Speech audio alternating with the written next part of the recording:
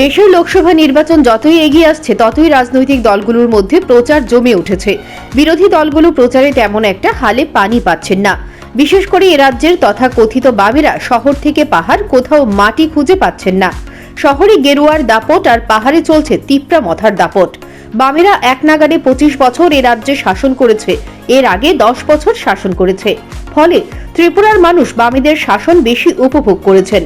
স্বভাবতই এই দলগুলোর নেতা নেত্রীদের কাজকর্ম সম্পর্কেও মানুষ অবহিত।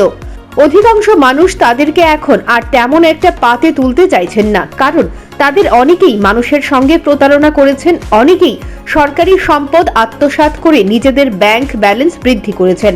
যাদের দিনে একবার খাবার জুটতো না তাদের অনেকেই এখন কোটি টাকার মালিক। ফলে মানুষ 2018 সালের বিধানসভা নির্বাচনে তাদের থেকে মুখ ঘুরিয়ে নিয়েছেন। এই সুযোগে ভাজপা রাজ্যের প্রায় সর্বত্রই মাটি চষে বেড়াচ্ছে। রবিবার রাজধানীর জগন্নাথবাড়ি এলাকায় দেয়ালে পদ্মফুল অঙ্কন করে নির্বাচনী প্রচারে ঝড় তুলেছেন মুখ্যমন্ত্রী ডক্টর মানিক সাহা। মুখ্যমন্ত্রীর দাবি, এবারের লোকসভা নির্বাচনে বিজেপি কম করেও 450টি আসন পাবে। যে আমাদের পদ্ম ফুলের যে বিষয়টা, সেটা কিন্তু আমাদের কার্যক্রমে আছে ভারতীয় জনতা পার্টি। তো এই শুরু হয়ে গেল, আমাদের কাজ তো শুরু হয়ে গেছে এমনিতে। 2024-এর ইলেকশন, আগামী দিন আবার আমরা মাননীয় প্রধানমন্ত্রী নরেন্দ্র মোদীজিকে প্রধানমন্ত্রী হিসাবে আবার দেখতে চাই।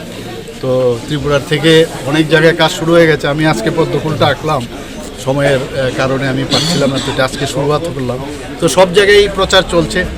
তো আমরা মনে হয় যে আগামী দিন 404-এর আমরা কথাবার্তা চলছে চারিদিকে, it is in the year যে 404 পাবো, কিন্তু আমার মনে হচ্ছে এটা 450ও হয়ে যেতে পারে, বেশিও হতে পারে। মুখ্যমন্ত্রীর সঙ্গে ছিলেন বিজেপির কেন্দ্রীয় নেতৃত্ব এবং 8 বরদোয়ালি মণ্ডলের নেতা কর্মীরা।